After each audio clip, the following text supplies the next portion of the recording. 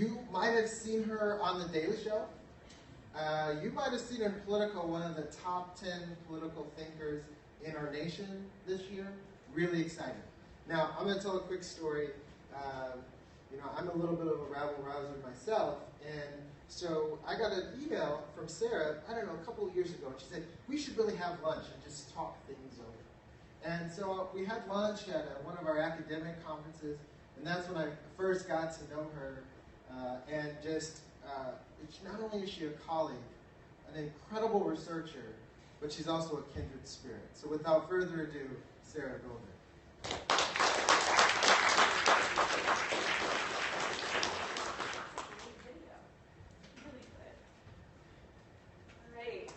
Well, thank you all so much for coming out on a Friday afternoon, is it really?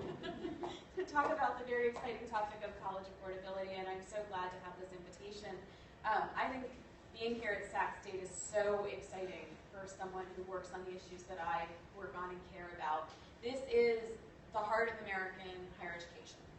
Okay? Don't let anybody tell you that the real deal is at Stanford, because we know it's not, right? This is a place where y'all come and they say, come on in, right? They're not sorting out who is already the best or already the furthest ahead or whatever. They're saying, take you as you are, come in, and we're going to work with you to create, whatever you're after. And that's an incredible thing. And unfortunately, over time, the ways in which students like this institution have had to pay for college, however, have not been matched with those ambitions, right, and that importance. In fact, institutions like this one are the ones that have been hurt the most by changes in our financing system. So in other words, when I've been out here doing this national book tour, which I frankly had no idea I was going to be doing, I've been trying to avoid places like Harvard and Stanford and Yale, the places that most academics try to go to, and instead find my way to places like this. This is the year when I'm going to go to Oklahoma for the very first time in my life, and I'm going to go to the West Virginia University, and I'm so happy to be here. It is my first time here at CSU Sac, or Sacramento State as you call it, so thank you very much. I'm going to go ahead and talk through a bit about what is in my latest book. I am hoping that I'm also, though, going to be able to talk a little bit about some of the more recent research that I've been doing. This research that I'm going to be referring to from the book started in 2008 and wrapped up in 2014. And a lot, I think, of the research that's the most relevant to you all, especially the work that we've been doing on housing and food insecurity among college students, has really taken place even in the last 2 years. So I'll do my best to allude to some of that work as well, and then during Q&A, which I will allow plenty of time for, we'll be able to dig into some of that if that interests you all. So I have this feeling and this theory about how to make good public policy that I think is maybe a little misaligned with how things tend to get done in this country. And that is that if you want to make good policy to serve regular people, you need to start with those people and understand how they live their lives and how they make decisions. Because if you're going to try to design something to affect them, then you might want to know, right, what they think and how they feel and how they behave, and then work around that or work with that.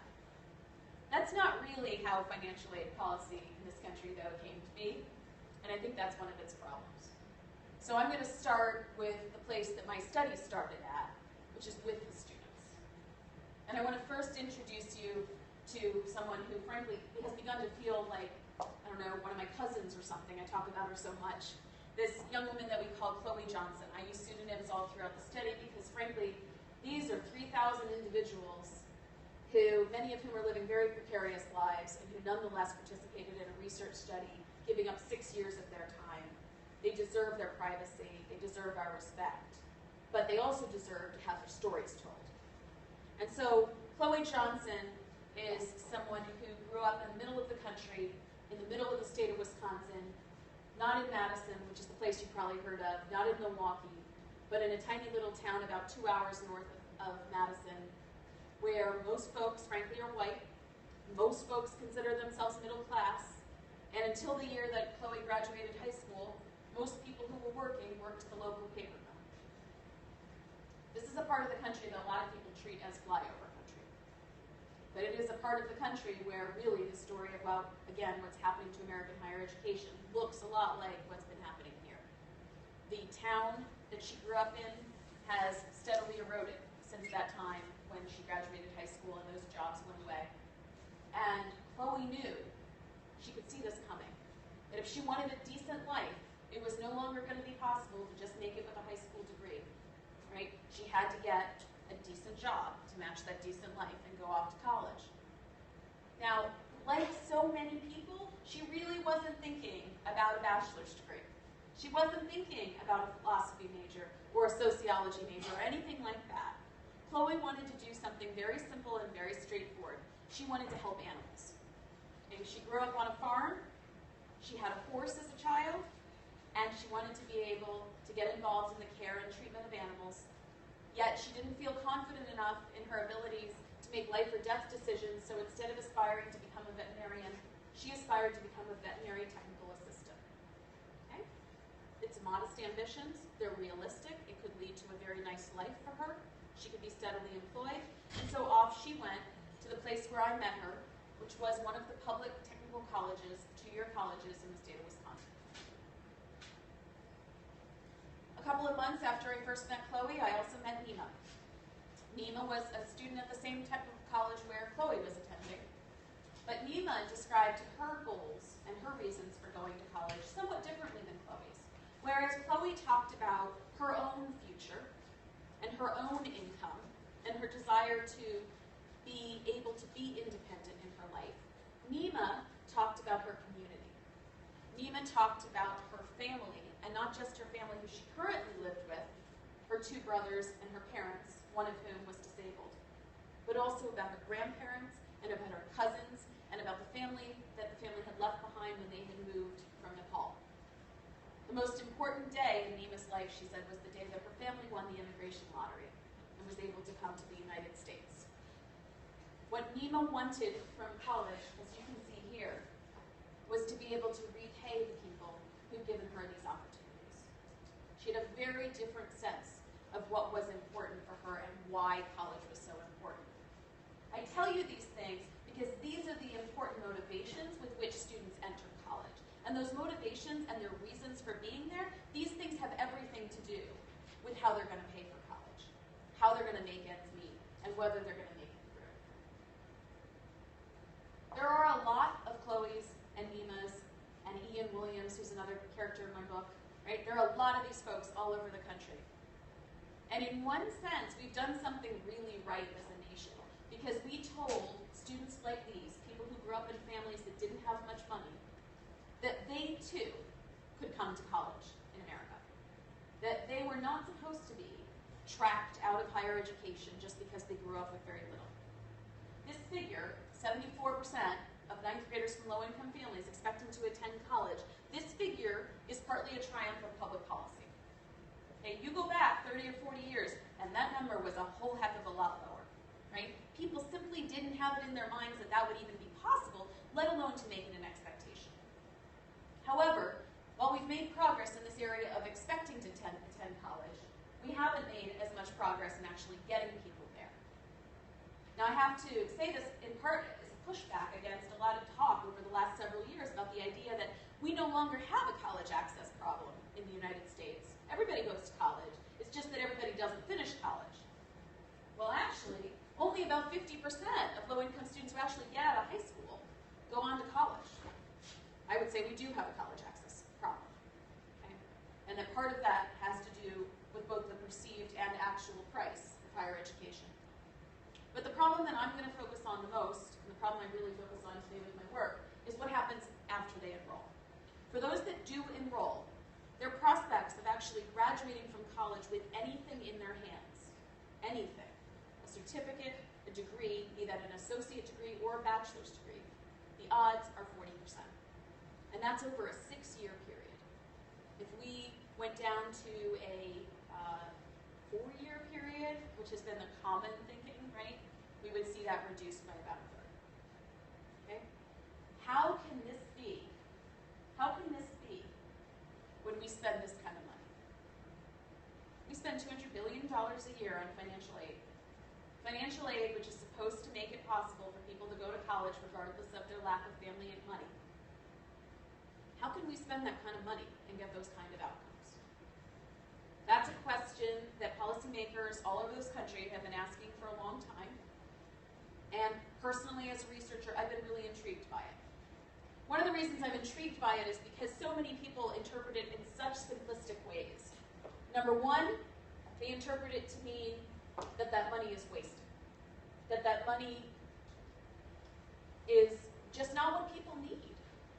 I have colleagues who write in esteemed journals that the fact that we spend that kind of money and get those kind of outcomes tells us that money is really not what matters to low-income people. Okay? I've read those statements over time, so many times, and thought, I don't know, people I know without a lot of money think money's pretty important.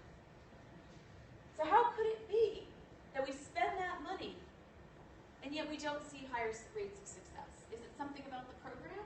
Is it something about how we deliver the money? Is it like the money's not enough? Should we spend $400 billion or $600 billion? Right? Those are the kind of questions that motivated me to undertake this study. I wanted to know what's going on. Okay, so oftentimes when we ask questions about financial aid programs, and this is partly for the grad student crowd in the room, okay, we tend to go and take a look at how much aid students get, and we look at their college outcomes. And by that, I usually mean we look at something like their degree completion rates, right? And we look at one and we look at the other and we go, huh, those don't look like a very positive relationship. Well, I guess this doesn't work, right? That is what reinforces those other simplistic conclusions I was referring to earlier. If we want to understand what's happening with financial aid and what's happening with any program that serves human beings, then we have to not only look at the data, we have to talk to the people. Okay? And this is not happening in so many ways out there, both in policymaking and in evaluation writ large.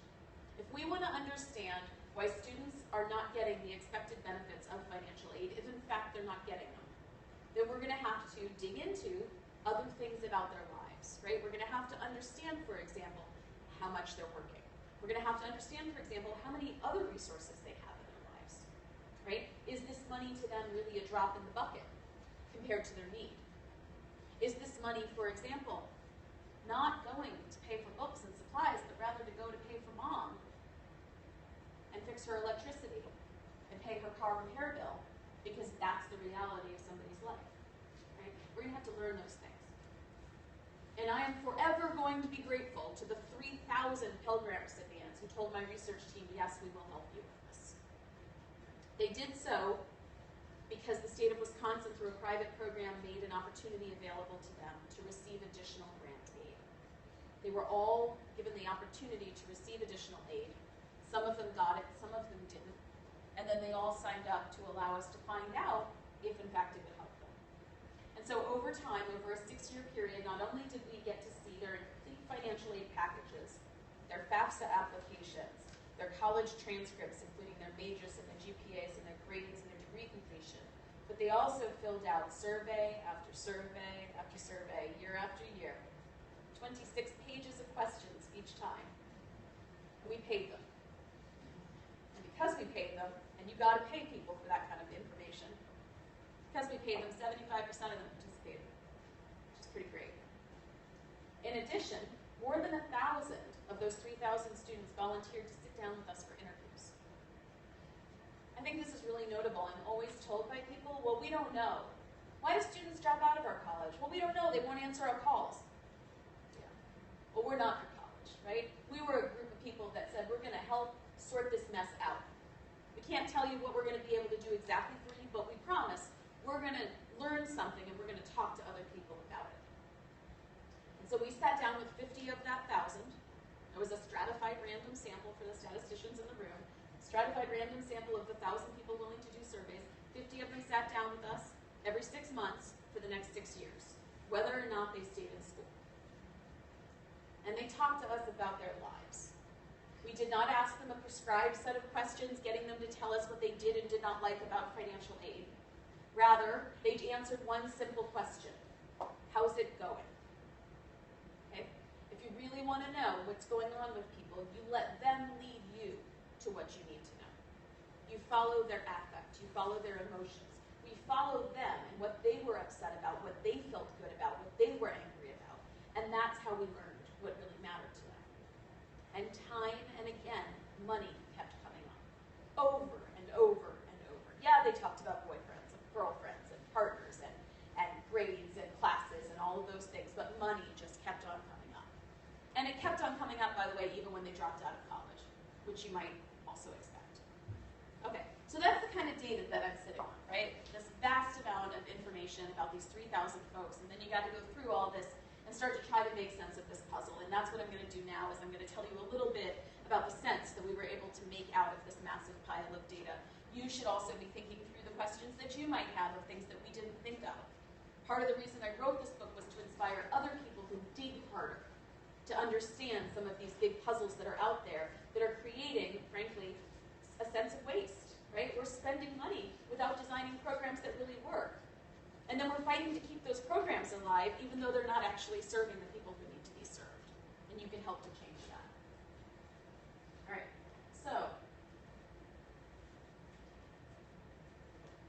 this is the main hypothesis of the financial aid system. The financial aid system in the United States says low-income people are low income, they don't have money, and if college costs money, they won't be able to go to college unless we give them some financial aid.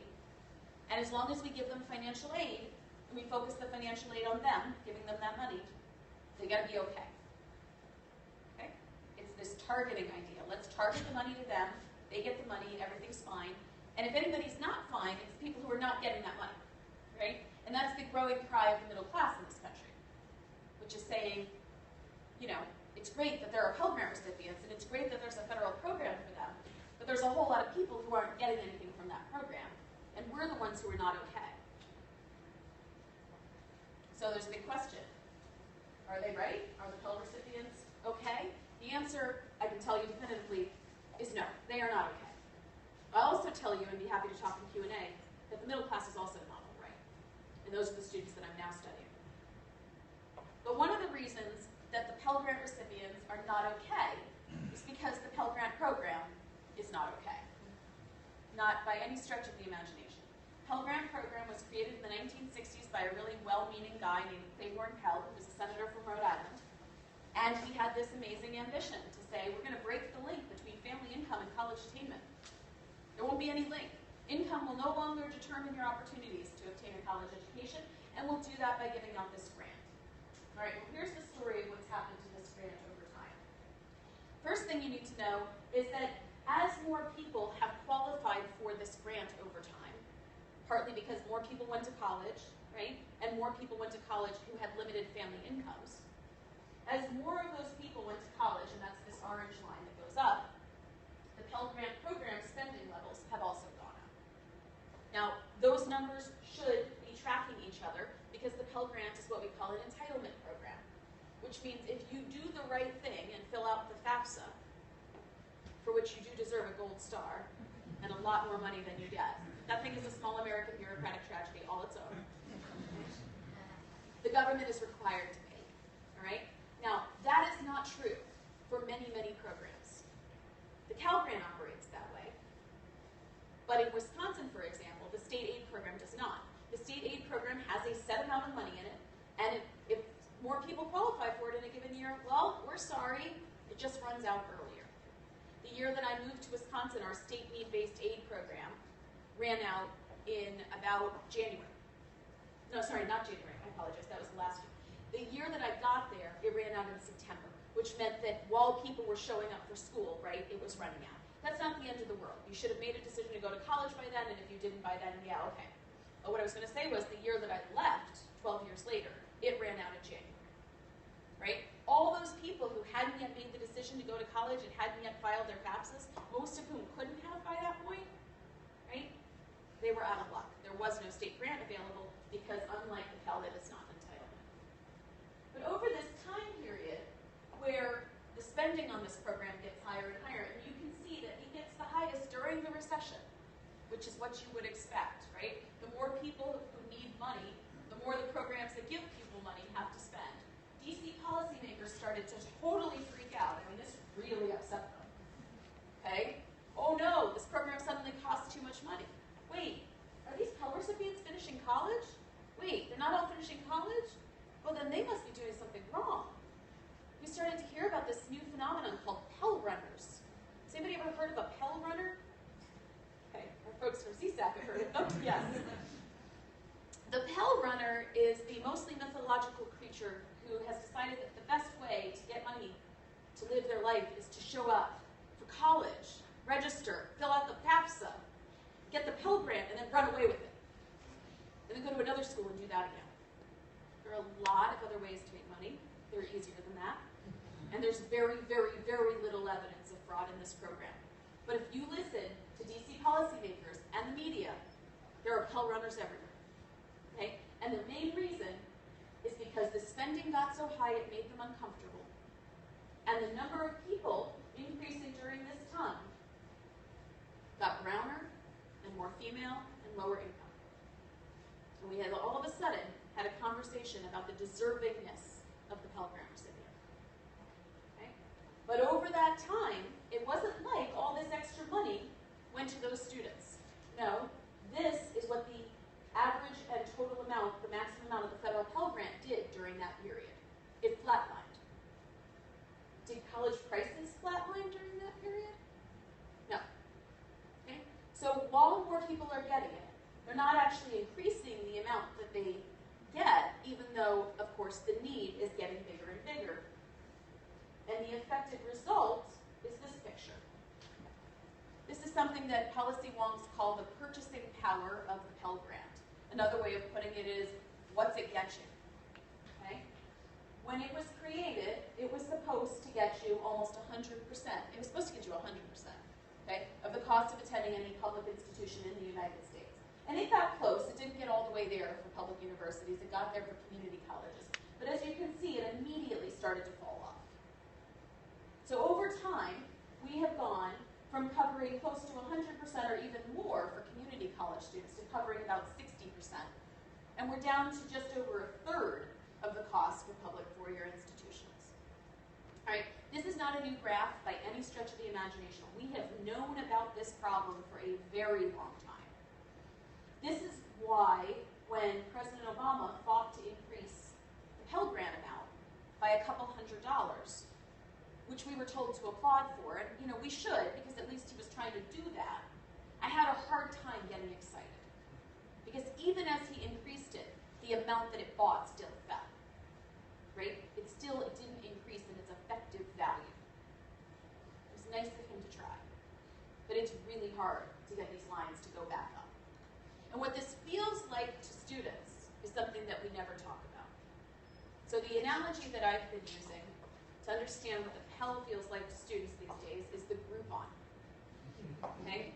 Sounds like you're familiar with the Groupon. The Groupon is intended to give you a discount on an experience you'd like to have, but otherwise probably wouldn't because it costs too much money and you're going to get your discount and you're going to go check something out, right? So maybe you pick your favorite restaurant in town, which you never go to, and you and your partner have always talked about trying.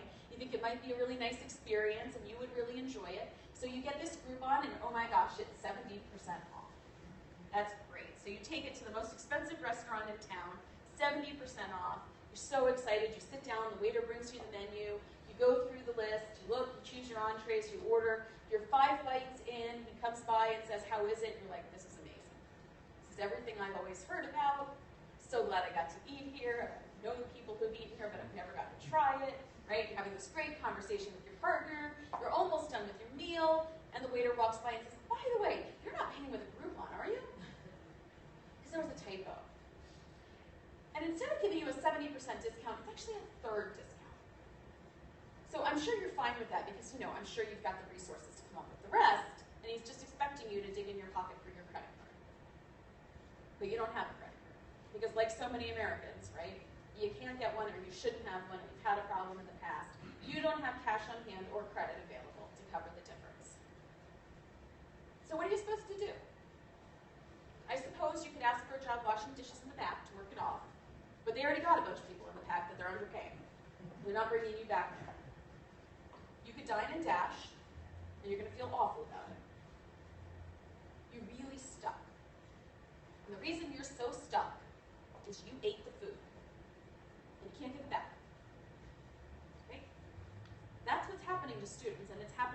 much more important way than a meal. They're getting their education, they're enjoying their education, they're trying to be part of it, and then they're figuring out they can't afford it. And then they have to leave. And there's nothing to return, and what they walk away with is actually worse than just an unfinished education, which is what you used to walk away with in the 80s. Now they walk away with a parting gift called student debt. So what do these charts do to people? What does this really do to people? It makes them angry. It's betrayal. We've been talking a lot in recent weeks about college-educated voters versus non-college educated voters. Some of those non-college educated voters are people who experienced this. Just chew on that for a second, right? It's not that they don't get the importance of education. It's not that they don't want it. It's that they didn't get all of it. And we told them they would. And that's how they feel about it. Okay. So what does this really look like? So I'm going to give you an example of a guy named Ian Williams. Ian is a boy who grew up in Milwaukee, going to Milwaukee Public Schools. Milwaukee, for those of you who are not familiar with the place, is the most impoverished and hyper-segregated city in the entire United States. It is home to one of the biggest black white achievement gaps in the country, and yet Ian Williams, with the support of his single mother and his four siblings, actually managed to graduate from Milwaukee Public Schools. That's an achievement in and of itself. Not only that, he did the FAFSA. Not only that, he got into a public 4-year university. And he filled out that FAFSA, and as a result of filling out that FAFSA, we know the following. We know that his family is making about $25,000 a year. We know that according to the expected family contribution, which is an official term that comes from the federal government, what his family was expected to pay was $425. Okay, not much. Obviously, with all those kids, right, that money, that very limited family income is going to be spread out. Okay? This was the price that year of this public university. This was in 2008, just over $17,000 a year. Okay, now, if things were working properly, what should be his price for college? $17,633 minus $425. He should be receiving the difference between the two, right? Almost entirely in grant aid, if not entirely, given that income. He got just over $7,000. Okay? He got just over $7,000. That's the combination of an almost maximum Pell Grant and state grant that he was lucky enough to get that first year. The next year, he filed on the exact same day he filed the prior year, and the grant was already gone. Okay. So he is short about $10,000 a year, and he's from a family that makes $25,000 a year. How is he supposed to come up with this? Well, most people these days, and I find it remarkable, most people these days say even about the Pell recipients, he should take loans. That's what they're there for. Just so we're clear, when the Pell Grant program was created, it was created so that those people getting the Pell Grant would not have to take loans. That was for a very good reason. Because people who are on the Pell Grant come from very low-income families where taking on debt is very risky. We also know they stand a lower chance of actually completing college, which makes taking on that debt even more risky. And yet today, 90% of Pell Grant recipients who graduate from college graduate with debt. And Ian went ahead and took it. He took the maximum available to him as a student, which in his first year of college was $5,500. Now some of you might be familiar with Parent Plus loans. Okay, that's the next option for him. Or at least it would have been if his mother could pass the credit check, which she could not. Okay, so he's short, even though he's a Pell recipient with a state need-based grant and the maximum in loans. He still has to come up with more. The incredible irony, of course, is that if he just had the foresight to be born earlier, he wouldn't have faced these problems. Right? If he had done that and he had been born 20 years earlier, he would have been in a state that had a much lower cost of attendance before the disinvestment started to happen, and where the financial aid was spread, it was a bit more generous because people didn't go to college at the same rates. But that's not what happened to him. And this is the situation that he faced to go to a public four-year institution. Now, you might be thinking, well, I mean, you are here in California, so I have to admit, right, your prices are lower than many others, and your state aid is incredibly generous compared to most other places in the country. And I would urge you, if you are looking at national dialogues about affordability, if you're looking at the presidential campaign, well, thank goodness, thank goodness that's over. Not really, but anyway. If you were looking at national dialogues, I urge you just always remember that you're in California and that California has a very different financial picture when it comes to financial aid. Your students are being left short, but they're not being left short to the same tune as many other places. Wisconsin's actually very typical. It is not unusual for people to be facing crises like these, including at the community colleges, because tuition is far from free in most parts of the country at the nation's community colleges. So that number is scary for a student like Ian. But to make matters worse, we found out that, of course, and most families who actually paid for college already know this, that number wasn't even truthful. That number was highly inaccurate, and it is inaccurate for most college students, despite it being the federally recognized advertised number, for a variety of reasons. The first reason is that not only is the term expected family contribution presumptuous, but the formula underlying it is very problematic. The formula underlying the expected family contribution takes into account things like your income and some of your assets, but it does not take into account, for example, any debt that you may hold. And think about how that's going to play out going forward. A family may look like they can pay for something, but has a bill, perhaps from a student loan from their own parents, right, that has to pay that, and that is neglected. Okay? The other thing is that we do this very strange, from an empirical standpoint, very strange thing with EFCs. The computation underlying the EFC is such that if a student is contributing to their family income during high school by working, which is reflected in the total family income, then when you fill out the FAFSA and you get your form, you get your number, you should be getting a negative number. What that means is not only can you not contribute to college, but you actually need to pay the family some money to reimburse them for the lost wages. Make sense? When those negative numbers are revealed in the computations, they are disappeared. They are truncated. They are cut off and said to be zero. Because the government has no intention of reimbursing your family for the lost wages and will simply say you owe no money. The problem with that is that we then take the EFC and the total cost of attendance of the institution and we say, well, this is what college is really going to cost you.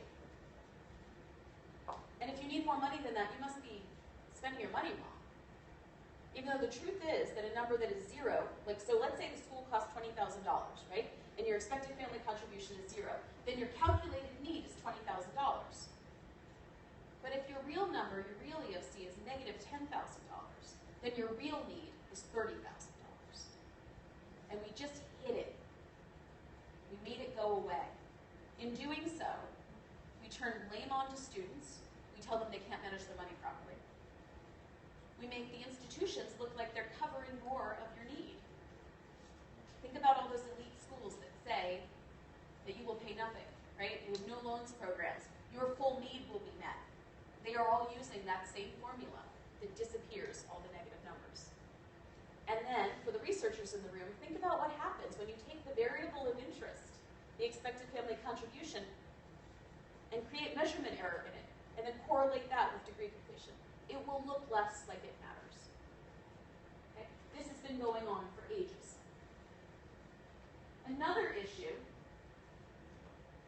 have you ever asked yourself when you're looking at a college website, how does the college and university know what the cost of living, food, and housing is if you don't live on campus? Did you know that they get to make it up? Did you know that under federal law they're supposed to make it up? There's no magic number that tells this institution or any other institution what it actually costs to live in Sacramento. Only 13% of the nation's undergraduates live on college campuses. So the institutions are only able to accurately say what it actually costs to live for the things they control for 13% of undergraduates. For 87%, they get to make the number up. Unfortunately, they face some incentives to make that number look low. Think about it. Nobody wants to look expensive. The biggest fraction of the cost of attendance is not the tuition and fees.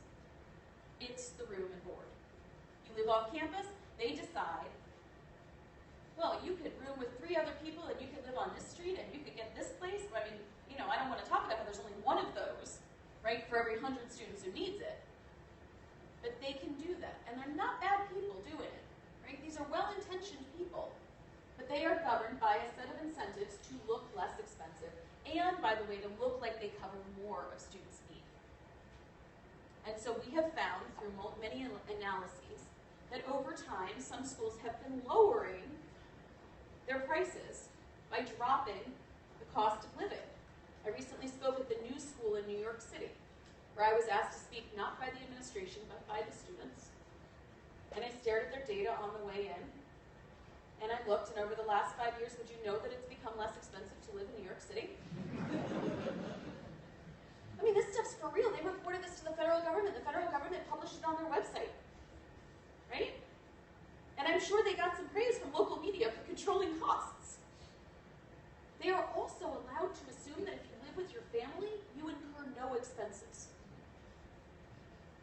None.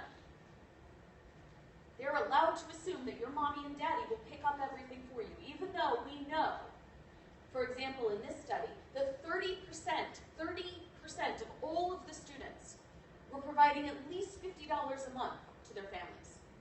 Many of those who live at home are paying for utilities, right? Sharing expenses for transportation, maybe even paying the mortgage. Okay? By capping those numbers at a lower rate than they should be, and truncating the amount of financial aid available to students, they are creating nasty surprises. Okay. There's another issue, and I don't know whether you face this here or not, but I think that it's real. We saw it happening in a couple of the universities in the study, and it's going on, I think, enough that we need to talk about it more, which is that those cost of attendance budgets don't include the cost of actually participating in college life. It's one thing to go to college and show up for your classes. It's another thing to go there and have all the materials you need to participate, be able to sit in the classroom next to other students who have a lot more than you do. It's another thing entirely to be able to participate in all the extracurriculars. These things are very often not in the budgets. And in a more recent study that Nancy Kendall and I have been conducting, she's an anthropologist. We sent 4 postdocs, anthropologists and sociologists, in to live among students on 4 university campuses.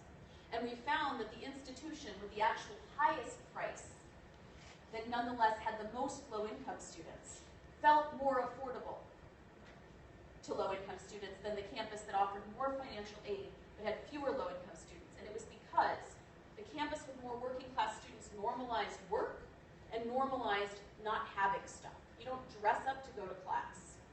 You don't showboat your materials, right, and all the things that you have. At the other schools, students felt like they had to buy things just in order to keep up. And that is another thing that, frankly, is driving them into debt.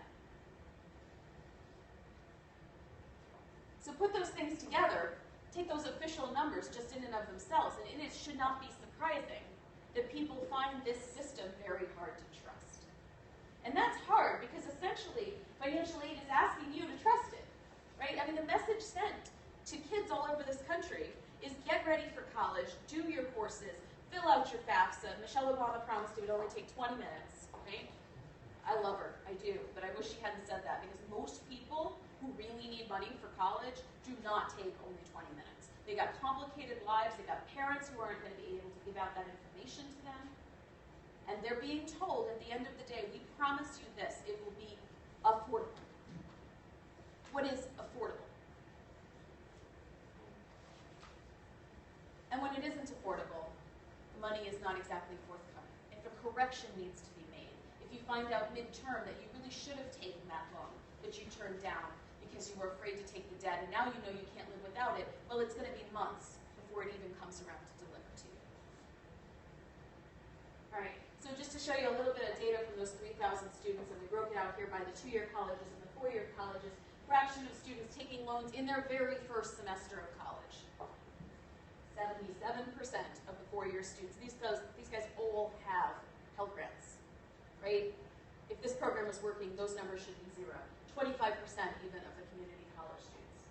In sharp contrast, this program that I think our American dream and bootstrap mythology really tells us is this great savior, the work-study program, right? The one where you get to work in the library and sleep a little and get your homework done and get paid for it.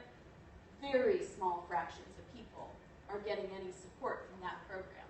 In fact, nationwide, only 1 in 10 Pell Grant recipients attending public colleges or universities is getting any work-study funding. The work-study program is not only underfunded, it is also inefficiently allocated. It is distributed through campus-based aid formulas, largely based on the age of the institution. Which is why the institutions closest to Plymouth Rock get the most work-study money. Here in California, you can see how unfair that is. Of course, here we have very high rates of students working as well. Now, I have spoken to some audiences that look at this figure and say, what is wrong with these students? You just told me they need money. Do they not understand the importance of work? In fact, what they basically are saying is 100% of students should be working while they're in college. After all, I worked my way through college and you should too, right?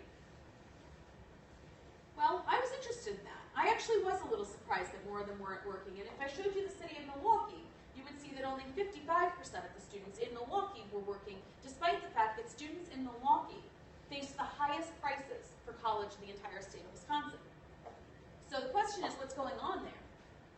Are these people less likely to seek work? Well, no. We found out that we needed to ask them a question most colleges never ask. Are you unable to find work, but nonetheless have been seeking work?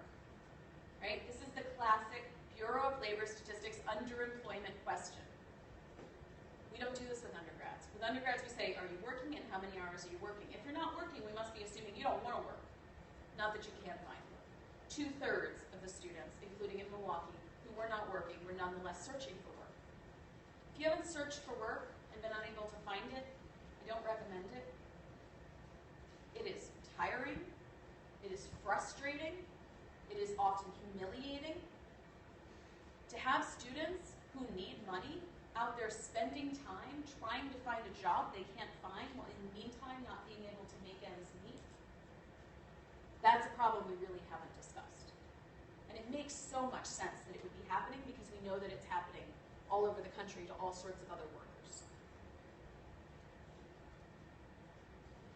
When you can't find work, when the loans aren't enough, what we just noticed over and over again is that it was very hard for these students to find any kind of help. I worked my way through college, like actually worked my way through college. I worked 40 hours a week as a waitress. And nonetheless, sometimes I fell short. When I fell short, I picked up the phone and I called my grandfather. Okay? And Papa would send me a check. Most of these folks have nobody like that to turn to. I was so cognizant then of how thankful I was, but having now watched up close what happens when you need help and you can't get it, I will never forget that he did that. Because what we saw was heartbreaking. What we saw were students who were in school and staying in school despite the fact they did not have enough to eat. We have got to get rid of this idea that living on ramen is normal and this is not a problem. We have to get rid of the idea that couch surfing is a simple, normal aspect of college life. These things are not right. And they are happening all over the place. So this study started finding these problems in 2008 directly from students and surveying on these issues in 2009. At the time, there was only one published study in the entire United States on food insecurity among college students. I can tell you that since that time, there are about 30 of us around the country studying these issues. This state has done more to advance the issue of food and housing insecurity among undergraduates than anybody else. Total hats off to the UCs and the CSUs, and now the CCCs are getting into the act by actually asking. I led the first national study of housing and food insecurity, and we found that 13% of community college students at the 10 community colleges in the 7 states that we surveyed were homeless. In March, I'm going to be releasing our latest. Instead of that study with 10 colleges, we now have 70 colleges. Instead of 7 states, we now have 24 states. Instead of 4,000 students, we now have 33,000 students. And the rate's exactly the same. 13% of them are homeless. Okay? Homeless means they lived in a shelter. Homeless means they slept in an abandoned building. They lived in their car. I am not talking about sleeping on people's couches. That's housing insecure, and that appears to affect as many as 1 in 2 community college students. And of course, it's happening here. Actually, I already went over that. I'm going to skip that one. So we tracked these folks. We got to know them. I'll admit, we got to care about them quite a bit.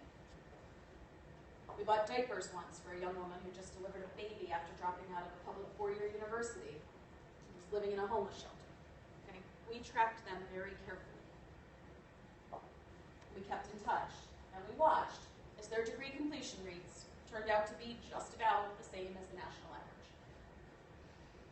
Now, some of them were getting some additional grant aid, and if you read the book, you'll learn more about that program and what worked and what didn't with that program. The punchline is that giving those students some additional grant aid through the regular financial aid system did help some people, and it mainly helped those at 4-year institutions graduate in 4 years. The effects were not obvious and not immediate. We didn't start seeing immediately like increases in credits or grades or anything like that. It actually took 4 years to really see it happen, and all of a sudden they did finish more quickly. But for most students, it didn't make much of a difference, and I think that that was not because they didn't need money. If I haven't shown you enough evidence that they needed money, right, the book is full of it. They needed money. They weren't getting what they needed through the aid system. It was too little, too late, it was insulting, it was hard to access. Right? There were problems all over the place. And that is the same exact way we deliver almost all aid to students. It is very hard to create a program of any kind and not send it through the traditional system. And so we saw happen to them what's happening to so many people across the country. This is the real student debt crisis. Okay? The student debt crisis is not primarily made up of people with $100,000 in debt. I am so sorry for those people who have that debt. But most of them have degrees. Most of them even have graduate degrees. The real story of people who are struggling and falling down all over the place under student debt are people who have about $5,000 in loans, but they got almost no college. And they have almost no chance of being able to repay it because they have wages so low that they cannot get a handle even on that $5,000. We're watching people take years and years and years to pay off even $5,000. Okay, these are the ones who are defaulting. And what's so unfortunate is the reason they only have $5,000 is they actually had to take loans for that very first year of college. If I was counseling any child in this country or any parent, I would tell you, if you're going to take debt, don't take it for the first year.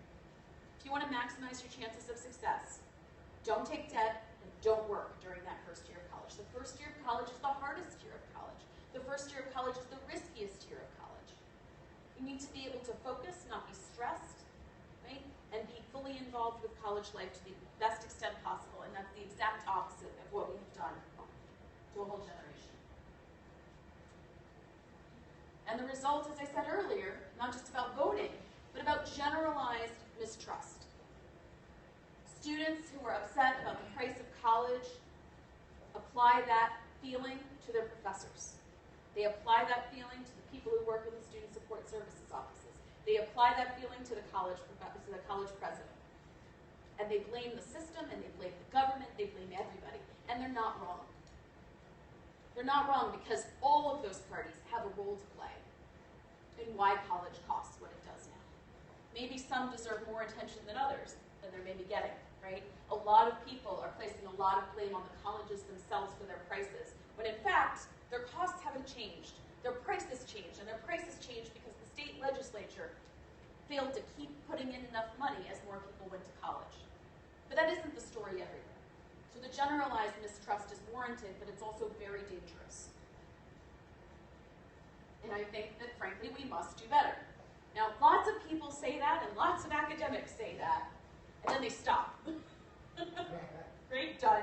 All right, I don't think that's the job. I think the job is, of any researcher who has found out this sort of thing, is to figure out how we do this better. So I'm going to talk a little bit now for a couple of minutes about some things we can do, but then I'm going to open up the rest of Q&A, and I can tell you if you go to the Wisconsin Hope Lab's website, which is the organization I created several years into this study, it is all about finding solutions. So the first thing is, when we talk about student support, our job needs to be broadened.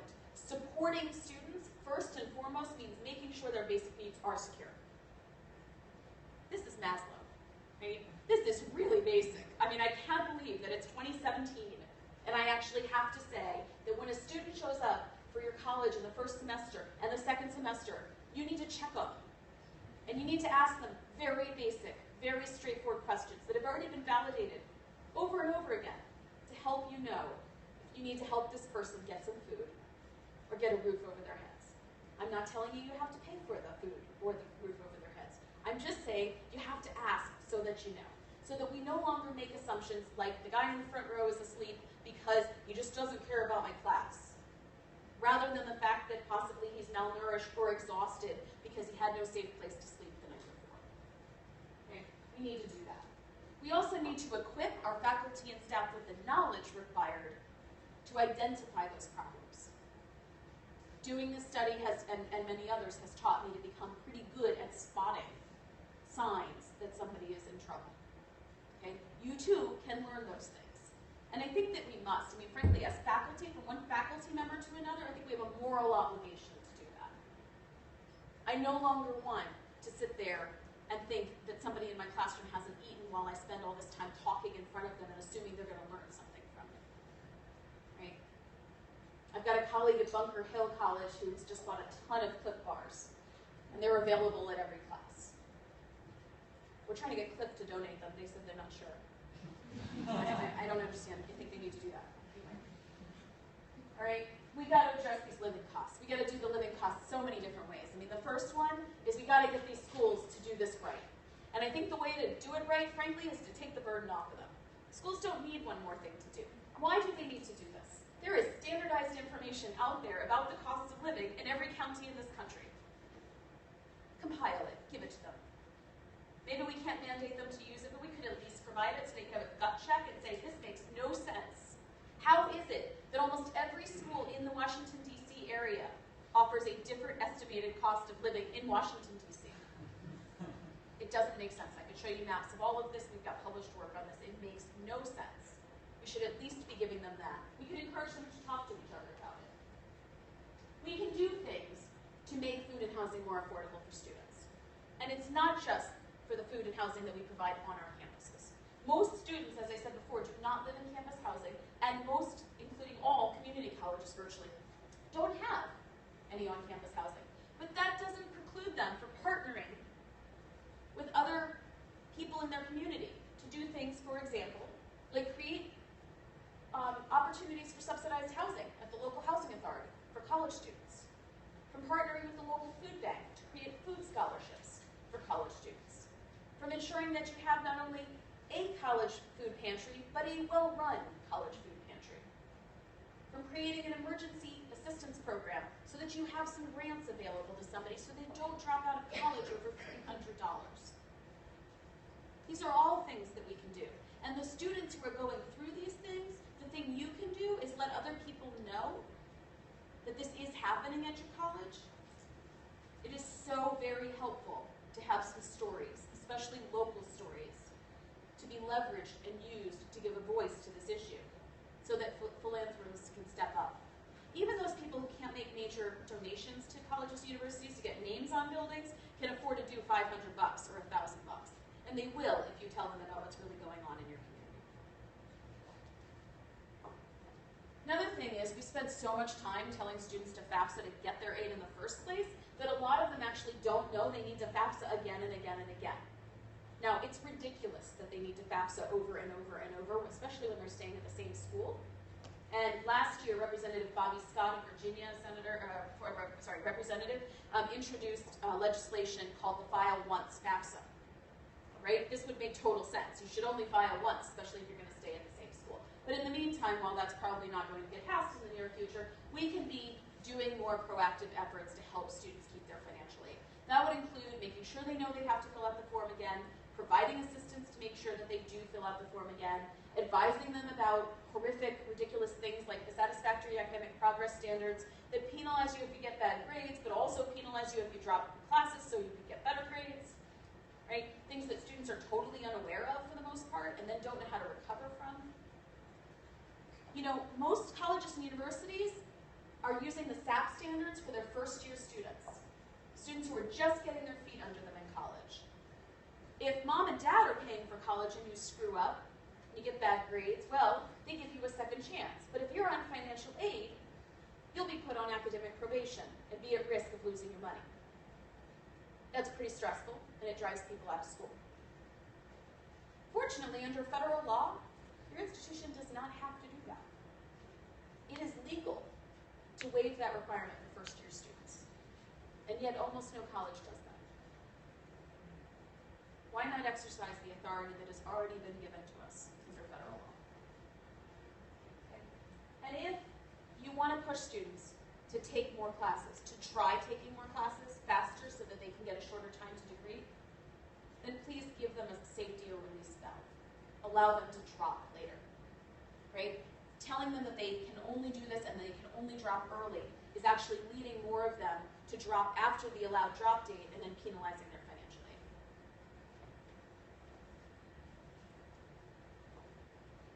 I would really like us to revisit the way in which we talk to students, not only about money, but about everything, and to draw whenever possible on those lessons from social psychology that let us know how important most of today's increasingly majority students feel about the role of education, not only for themselves, but for their communities.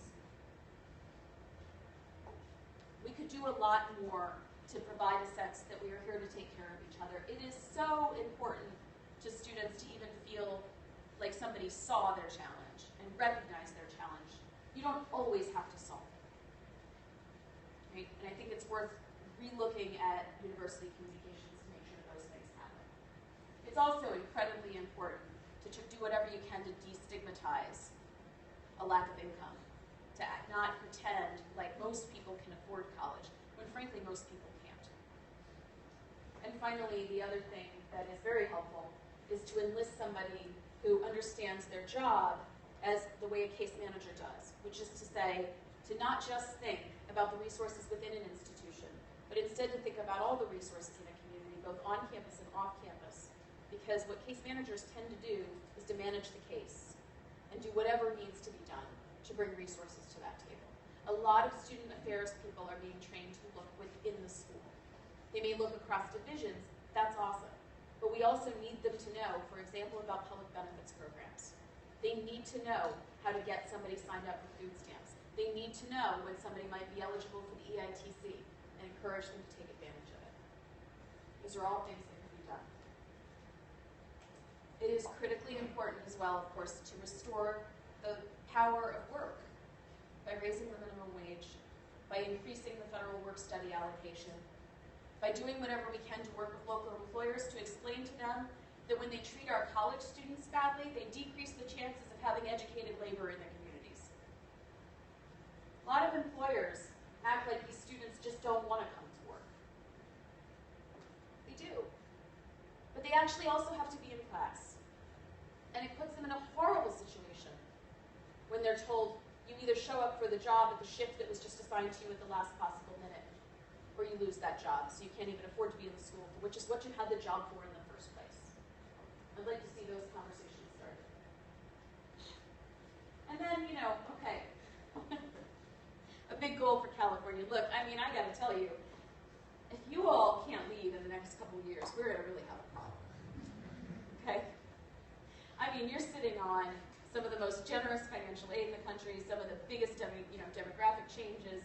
You have some of the greatest opportunities to really do something great. And what's most threatened, quite clearly, is public higher education. And that's true both on the side of individual students and their resources and also on the institutional side. It's time for a conversation about adequacy of funding, the kind that we have tried to have in K-12 education. We need to talk about why the community college students of this state get the least resources when they have the greatest needs.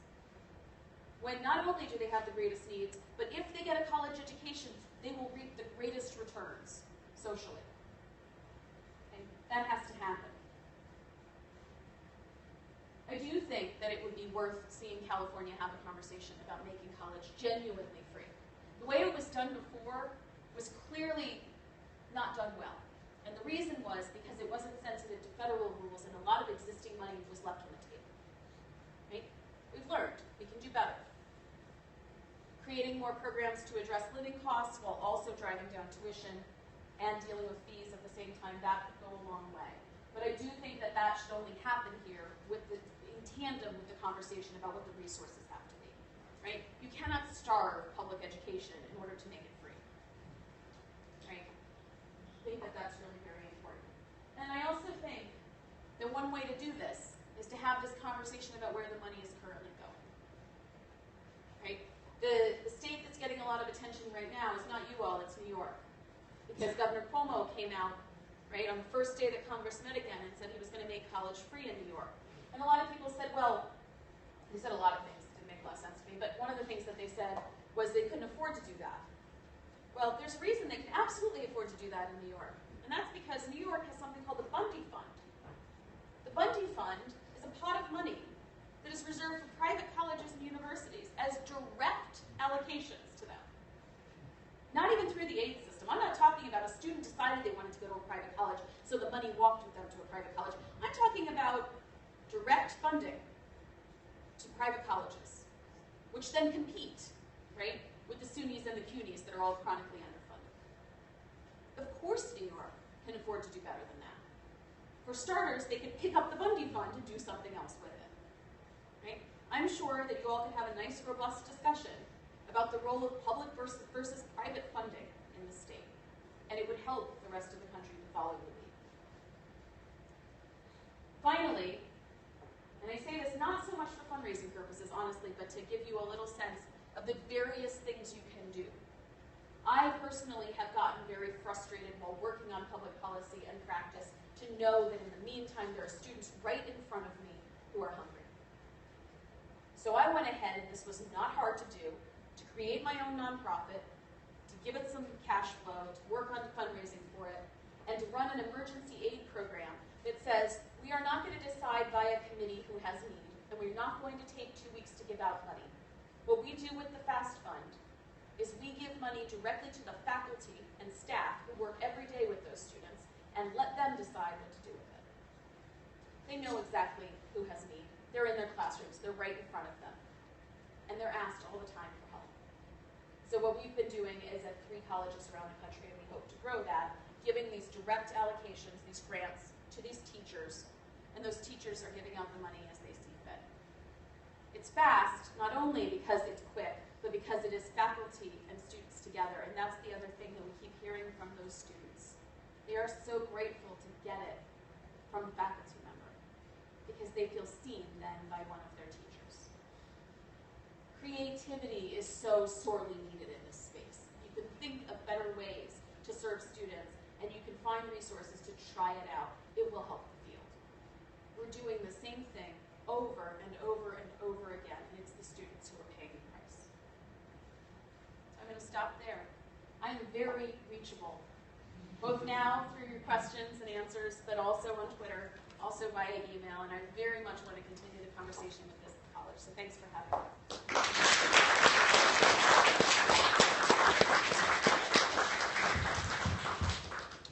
So we have about 5 to 10 minutes for questions. It's always hard to get that first question, and then it gets rolling. So we have one back here from one of our program alums. My name is Ben Mira, and You have talked about free education, free higher education, and you mentioned there was some mistakes that happened in the past. And I have seen that in trying to find a solution to the higher education problem, there's so many things that you have to do.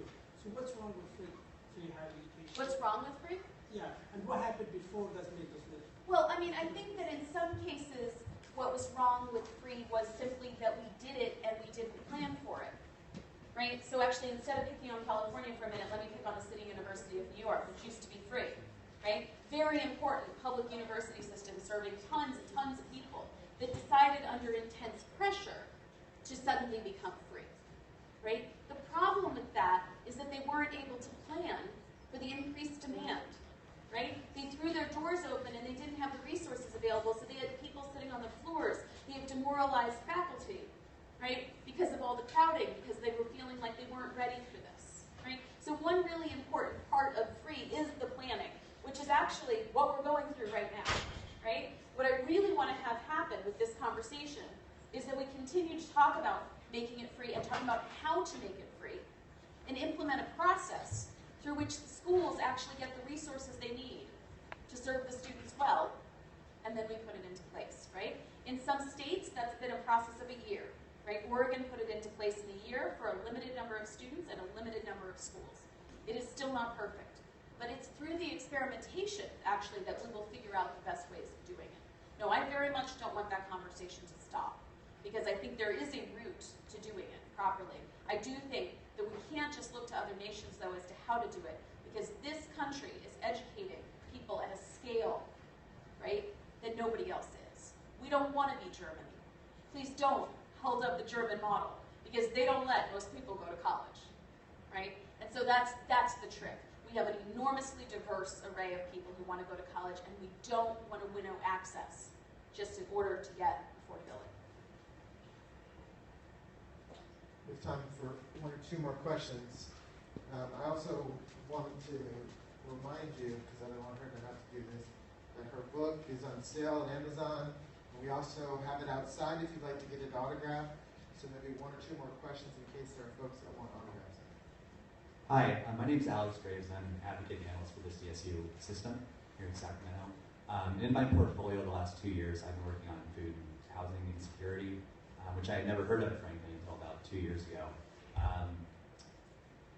California lawmakers this year, it seems like they're finally starting to take a real interest in this, and given the rules about eligibility for food stamps are federal regs, I'm curious, what can state lawmakers in California do to help these students in terms of how they choose to interpret regulations so that more students can become eligible without having to jump through as many hoops? Yeah, absolutely. Great question. Okay, so the first thing, just before we get to eligibility, is that most students don't know they could even possibly, right, get help from food stamps. And so programs like OSNAP at Humboldt State, right, that's totally critical, and that stuff needs to be scaled. I wish that every letter that went out to students about financial aid included information about other benefits programs that they might be eligible for, and did whatever they could, for example, to get them things like the EITC. On the question of eligibility, the main issue out there is that there is a work requirement for people who do not have children. Now, people with children, right, there's not a work requirement. For people without children, there is a work requirement. It is 20 hours a week. That is not only counterproductive for college students, but it is actually hard to get 20 hours a week of employment. And the safety valve is supposed to be, the release valve is supposed to be work study. You're supposed to be able to be work study a recipient and therefore not have to do the 20 hours a week as long as you're getting work study. The problem, as I explained to you, is that work study is underfunded. So we have a ton of work study eligible students who are on the equivalent of a work study waiting list. If we could get the feds to accept that that counts, and as I understand it, California has asked for a ruling on this, okay? If we could get that to count, and I do know schools here and around the country, frankly, that are doing exactly that. They're signing off and saying that the student is on work study, when what they are is on the work study waiting list, right? If we could get that done, and I think that it should be done because it's got to be cheaper at least than funding the work study program, and it honors the actual intention of the law, then I think that would help. But I do have to say that the biggest issue, right, because there are a lot of students who are parents in college who are not getting food stamps. The report that we'll have out in March will show you, like, for example, a profile of homeless students, right? And of those homeless students who are disproportionately parents, under 5% are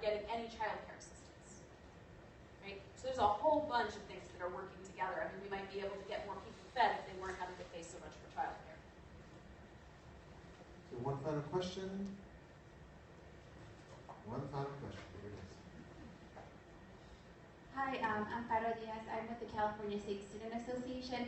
We advocate very closely with the CSU on students' interests in quality and affordability.